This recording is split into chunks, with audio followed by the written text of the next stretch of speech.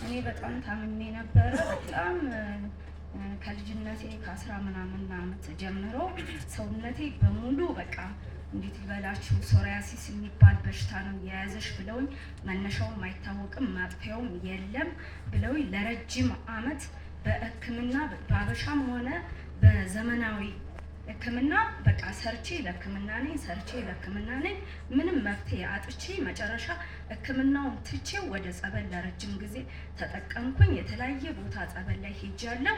እዚህ ቦታ እኔ ለመጀመሪያ ጊዜ ነው። አሁን የሆነ ሰዓት ላይ በጣም ታመምኩኝ። ሰውነቴ በሙሉ በቃ እንዴት ልበላችሁ እኔ እንደ የኢዮብ ሰውነቱ በሙሉ እንደዛ በቃ ከሱ የማይተናነስ ነበረ ሰውነቴ። ፊቴ እንዳለ አይታይም። በቃ እንደ ሙስሊም ተሸፋፍኜ ነበር። አሁን ግን እግዚአብሔር ይመስገን የሆነ ሰዓት ላይ ጎረቤቴ ያውና ጨጌ ዮሐንስ ጸበል አለ ወደ ሰሜን ሸዋ ነው እና ጸበሉ እንደውም አይጠጣም እንዳለ ትጠመቂዋለሽ ብላ በጣም ትንጥዬ ነው ያመጣችልኝ። እሱን ልክ እንደ ቅባት እንደ እምነት ለ3 ቀን ነው የተባበስኩት። ከዛን በተረፈ መጨረሻ ላይ በጣም ቁስልስል አልኩኝ። ሰውነቴ በቃ ልብስ መልበስ አልችልም። በቃ ውሃ ተፋ ይደማል። ውሃ ነው የሚተፋው። ሰውነቴ ይፈራፈራል።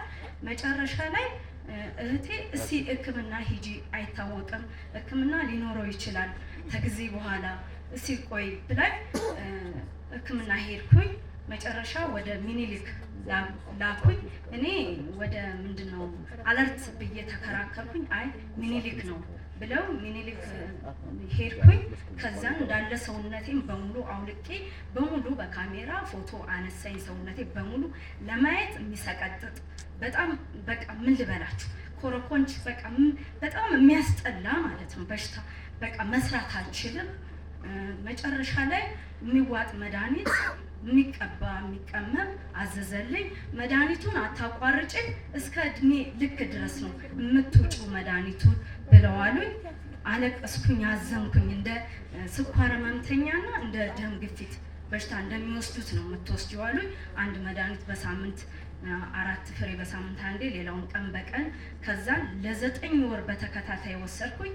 ያንን ያቺ ጸበል መፍትሄ የሆናኝ ነው ይሄን መድኃኒቱ ከመድኃኒት ያገናኘኝና 9 ወር ሙሉ ወሰድኩኝ። ሰውነቴ ላይ ያለው እንዳለ እርግፍ አለ።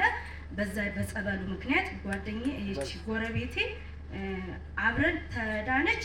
አብረን መታ ትመሰክራለች። ጥላ ገዝታ በራሷ ገንዘብ ገዝታ እሷ ናት የተሳለችልኝ በእኔ እንድገዛ